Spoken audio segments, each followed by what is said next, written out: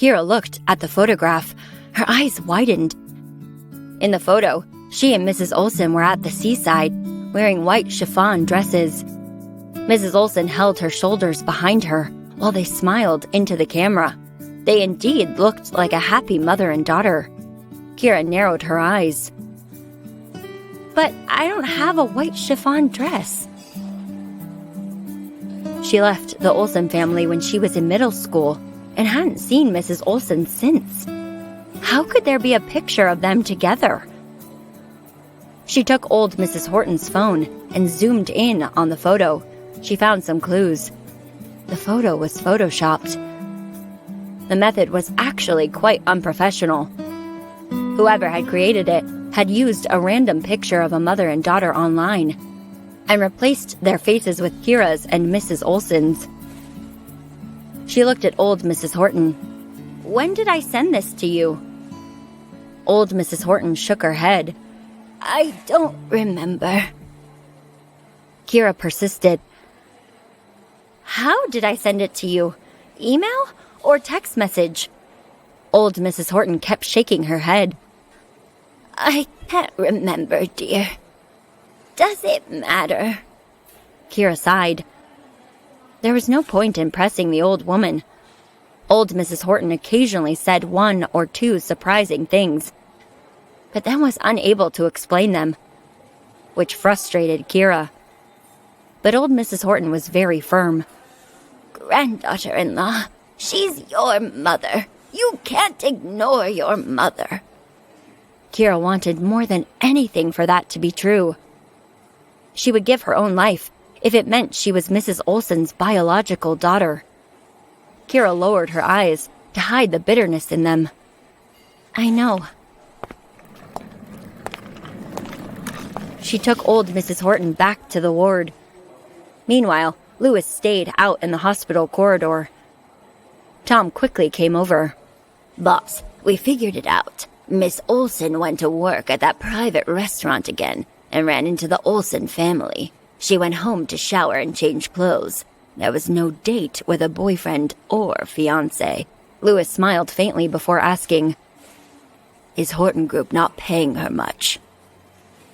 He couldn't think of a reason why anyone would take part-time work if they didn't need it. Tom answered, "That's not the case. Old Mrs. Horton made the arrangement. Maybe the work arranged by Jalen for her is too difficult, and she's afraid she'll be fired." However, Louis didn't think it was that simple. "What were the Olsen family doing at the private restaurant?" Tom replied, "They had arranged to meet Dr. South. Jake accompanied Isla to make the connection." Louis tapped his foot. The wheels in his head began to turn. "And where is Dr. South?" Tom shrugged. "He didn't show up in the end." A faint light flickered in Louis's deep eyes. An idea began to form. Part of him knew it could be real, but the other part found it too absurd. A young undergrad couldn't live a double life as the famous Dr. South, right? After a 2-hour rest, Mrs. Olsen felt much better. She started coughing as she spoke. "Isla, let Jake go home first." Hearing this, Isla's face turned slightly pale. Jake didn't stay because he was worried about Mrs. Olsen. He stayed so he could meet Dr. South. She hesitated and said, "Mom, what about Dr. South? Maybe you could come to the hospital." Mrs. Olsen realized what she meant. "Hand me the phone. I stood Dr. South up today. I need to give an explanation." After she texted Dr. South and rearranged their meeting, Isla sent Jake out the door. Isla said, "Jake, don't worry. There won't be any problems with Dr. South." Jake pursed his lips. "Isla, right now, Horton Group's R&D department has some hard nuts to crack. Many of the researchers don't respect me at all. Jalen is one of them. He stepped forward and brushed a strand of hair out of her face. But if we can invite Dr. South to join the Horton group, they'll have to respect me. Hell, they'll worship me. And soon, our branch of the family will have their sway again. Dr. South is very important to our future together. Isla nodded. I understand. I won't let you down. They entered the elevator. As soon as the doors closed, Kira emerged from her corner. She didn't want to confront Isla in front of Mrs. Olsen, for fear that Mrs. Olsen would get overly emotional and worsen her condition. She arrived at the ward, pushed open the door, and entered. Taylor's face darkened immediately when he saw her. What are you doing here? Get out. Kira looked down at the floor, while Mrs. Olsen's clear, yet gentle voice rang out. Is it Kira? Let her come in. Taylor glared at Kira and warned her. Don't upset Mrs. Olsen anymore. Mrs. Olsen sighed. Like I said before, it wasn't Kira's fault. I was just exhausted from not sleeping well for a few days. Mrs. Olsen reached out to hold Kira's hand. Poor child. You must have been frightened today. Although Mrs. Olsen was thin and didn't seem approachable, her hands were very warm. Kira smiled. No, I was only concerned. Mrs. Olsen raised her head and spoke in a kind voice. That's good. You should come home more often and bring your husband. Poppy said he's a little punk, but I don't believe that. Kira, you have good taste and good judgment. I'm sure the man you have chosen has his merits. Introduce me to him someday. Kira felt like crying. Of course, ma'am. It would be my honor. From the day she got her marriage certificate, all she received was abuse and humiliation from others. Only from Mrs. Olsen could she hear such caring and concerned words.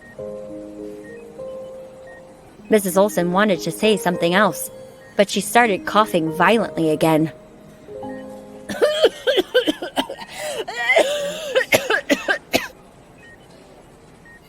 Taylor stood up, alarmed. Okay, don't talk anymore. You need to rest. Kira took a bottle of white pills from her pocket. She put it in Mrs. Olsen's hand.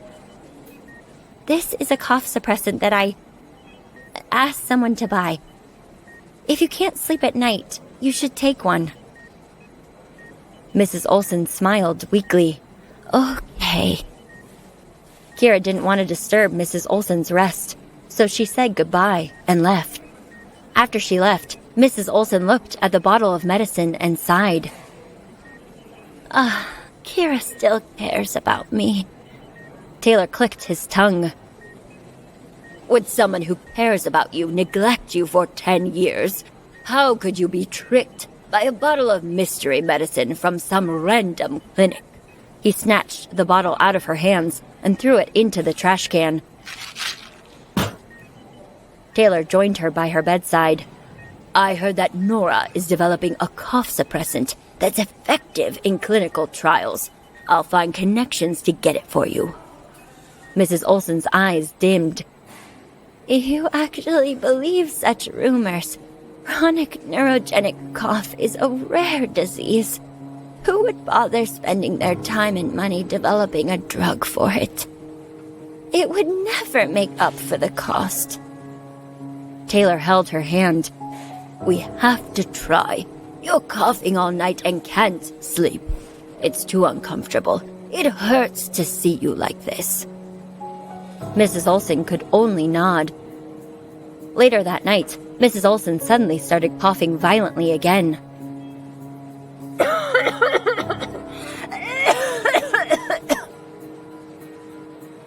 although she was extremely tired.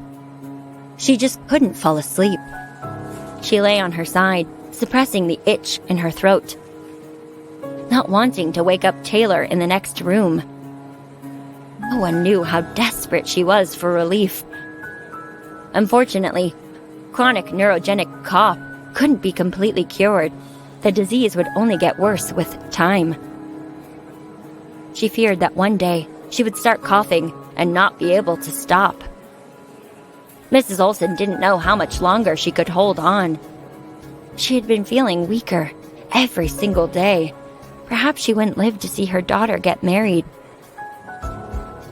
Mrs. Olson was languishing in bed when her eyes fell on the bottle of medicine in the trash can. She snuck out of bed, picked up the bottle, opened it, took out a white pill, and put it in her mouth. To listen to the full audio series, install the Pocket FM app now.